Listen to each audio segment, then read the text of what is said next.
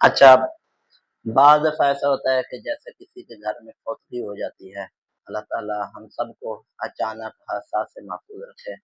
गरीब ख़ानदान के लोग होते हैं या ऐसी जगह उनकी रिहाइश होती है कि जहाँ पे वो खाना नहीं बना सकते घरों में, यानी उनके जो पड़ोसी होते हैं उनसे कुछ सलाम दुआ नहीं होती या दूर होते हैं। तो बहरहाल नफ़्स मसला ये है कि क्या घरों में जब अमवात होती हैं, तो अमवात वाले घरों में खाना बनाना सोग वाले अय्याम में यानी 3 दिनों में ये जायज़ है या नाजायज़ है?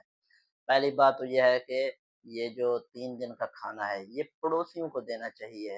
ये एक तरीका चला आ रहा है मुसलमानों में कि पड़ोसी जो होते हैं, रिश्तेदार हों या ना हों, वो अपने इस गमज़दा घर में जो है वो अपना खाना भिजवाते हैं बनाकर और बाकायदा बाज़ जो अच्छे लोग होते हैं, पड़ोसी होते हैं, वो आकर इस मैयत वाले घर में उनके साथ खाना खिलाते हैं और खुद जो है वो खाते हैं दिल लुभाने के लिए।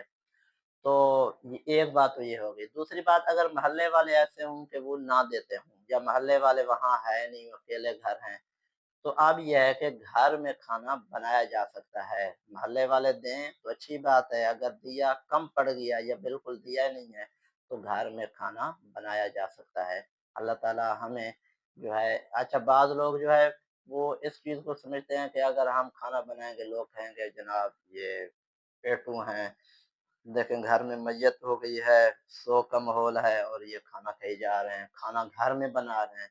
तो भई अब मैयत हो गई है, अल्लाह ताला हमें जो है ऐसे माहौल से के घरों में मैयत हो, यकीनन एक गमज़दा माहौल होता है। लेकिन अब ये तो नहीं है कि हम खाक खाएँगे, मट्टी खाएँगे, कुछ खाना तो है ना। तो लिहाज़ा शरीयत मुतारा ने इस बात को बिल्कुल जायज़ रखा है। अल्लाह ताला हमें बुरी बिदअत से महफ़ूज़ रखे और जो जायज़ काम हैं, जायज़ रस्में उनको जारी रखने वाला बनाए। आमीन बिजाह नबील अमीन सल्लल्लाहु अलैहि वसल्लम।